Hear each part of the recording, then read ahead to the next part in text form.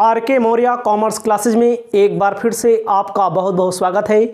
Income tax के class के क्रम को आगे बढ़ाते हुए आपके लिए लेकर आए हैं हानियों की पूर्ति एवं हानियों को आगे ले जाना, जिसे बोला जाता है।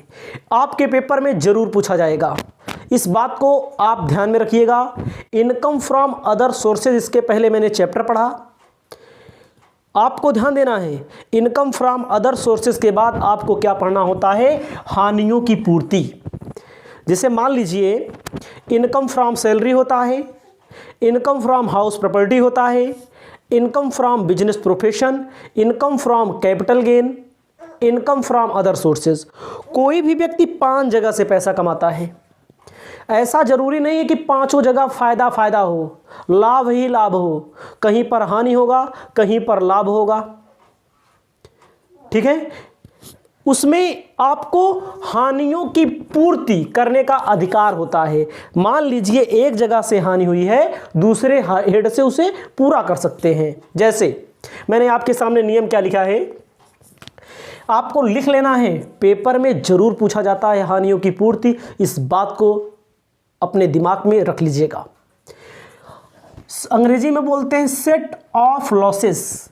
लॉस जो है उसको सेट ऑफ करना। जैसे मान लीजिए मकान संपत्ति से हानि हुई। किससे हानि हुई?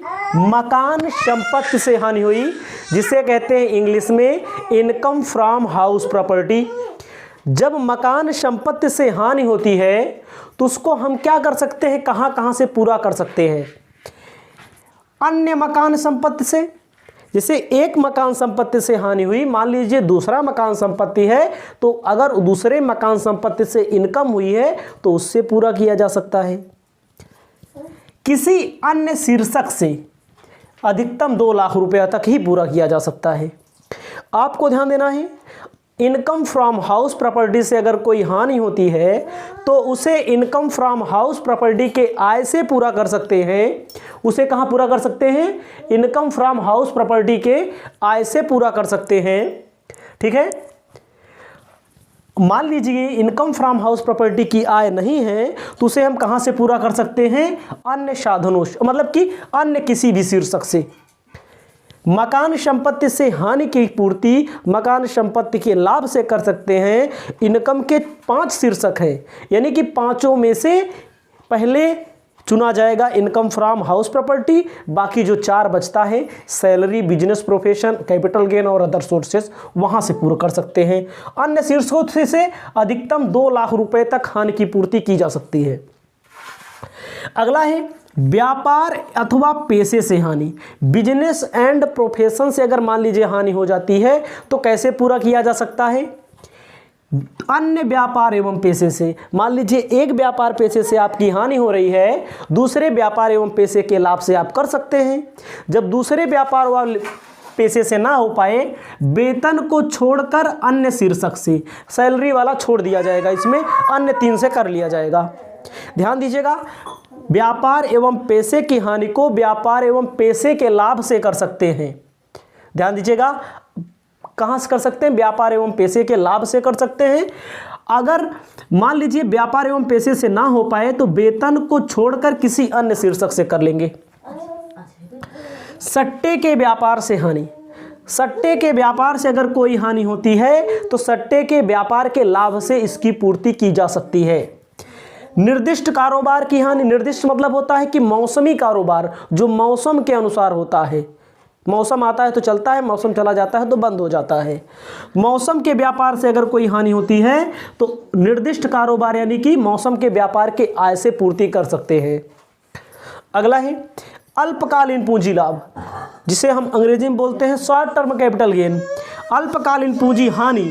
अल्पकालीन पूंजी हानि की पूर्ति अल्पकालीन पूंजी लाभ से, दीर्घकालीन पूंजी लाभ से, दोनों से कर सकते हैं। इसको ध्यान में रखिएगा, गलती ना होने पाए। दीर्घकालीन पूंजी हानि। दीर्घकालीन पूंजी हानि की पूर्ति केवल दीर्घकालीन पूंजी लाभ से की जा सकती है। अगला है घुड़दौड़ के घोड़ों के स्वामित्व तथा रखरखाव से हानि। घुड़दौड़ के घोड़ों के स्वामित्व एवं रखरखाव से आय से की जा सकती है। आपको एक बार फिर से ध्यान देना है। मैंने आपको बताया मकान संपत्ति से हानि की पूर्ति अन्य मकान संपत्ति से करेंगे। मान लीजिए अन्य से नहीं होता तो अन्य शीर्षक से कर सकते हैं, अधिकतम 2 लाख रुपए तक।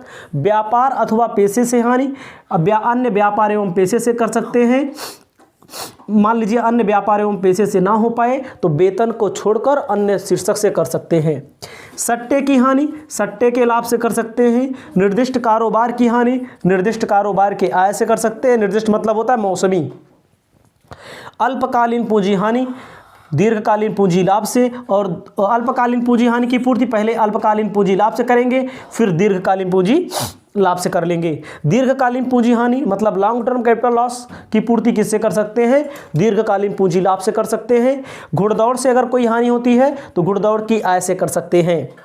आपको ध्यान दीजिएगा, दौड़ों की जीत मतलब घुड़दौड़ की जीत, लॉटरी आदि की जीत से किसी भी हानि की पूर्ति नहीं की जा सकती। ध्यान दीजिए, मान लीजिए लॉटरी से अगर कोई जीत होती है, कोई दौड़ों से जीत होती है, उसकी पूर्ति आप नहीं कर सकते हैं। यहाँ की आय से, लॉटरी की आय से पूर्ति नहीं कर सकते। आपको यह भी ध्यान देना है आगे, हानियों की पूर्ति कब तक की जा सकती है? ध्यान देना है, मकान संपत्ति की अगर हानि है तो इसको अगले 8 वर्षों में मकान संपत्ति से कर सकते हैं। मान लीजिए पूर्ति का मतलब पहली साल नहीं हुआ पूर्ति, पहले से एक का मकान हमारे पास, हानि हो गई, पहले साल नहीं पूर्ति हो सकती तो उसको आने वाले 8 सालों तक हाउस प्रॉपर्टी से पूरा किया जा सकता है। व्यापार एवं पेशे की हानि व्यापार एवं पेशे की हानि को कब तक कर सकते हैं? अगले 8 वर्षों तक व्यापार एवं पेशे के लाभ से कर सकते हैं। ध्यान दीजिएगा, अगले 8 वर्षों तक मकान संपत्ति से, अगले 8 वर्षों तक व्यापार एवं पेशे से कर सकते हैं। सट्टे पर हानि अगले 4 वर्षों में सट्टे की आय से की जा सकती है। सट्टा वाला में 4 रहेगा। निर्दिष्ट कारोबार की हानि किसी निर्दिष्ट कारोबार की आय से कर सकते हैं। अल्पकालीन पूंजी हानि अगले 8 वर्षों तक शॉर्ट टर्म मतलब अल्पकालीन और दीर्घकालीन दोनों से कर सकते हैं। दीर्घकालीन पूंजी हानि अगले 8 वर्षों तक केवल दीर्घकालीन पूंजी लाभ से कर सकते हैं। घुड़दौड़ को रखने से हानि अगले 4 वर्षों में स्वामित्व के लिए कर सकते हैं। आपको एक बार फिर से ध्यान देना है, 4 वर्ष यहाँ पर है सट्टा वाले में और कहाँ है? घुड़दौड़ वाले में, और कुल देखिए 8 ही वर्ष है। अगला है नोट, ऐसी कंपनियां जो जनता का सार्वजनिक हित नहीं रखती उनके हानियों की पूर्ति नहीं की जा सकती। ऐसी कोई कंपनी है जो जनता का सार्वजनिक हित नहीं रखती है, वो उसके हानियों की पूर्ति नहीं की जा सकती है। इस वीडियो में इतना ही। अगली जो वीडियो आएगी, अगली वीडियो में आपको हम एक महत्वपूर्ण क्वेश्चन बताएंगे, ठीक है? इसे आप अपनी कॉपी में अपनी सुविधा अनुसार लिख लें और पेपर में याद रखिएगा, आएगा जरूर, चाहे कॉर्पोरेट टैक्स का पेपर दे रहे हो चाहे इनकम टैक्स का पेपर दे रहे हो।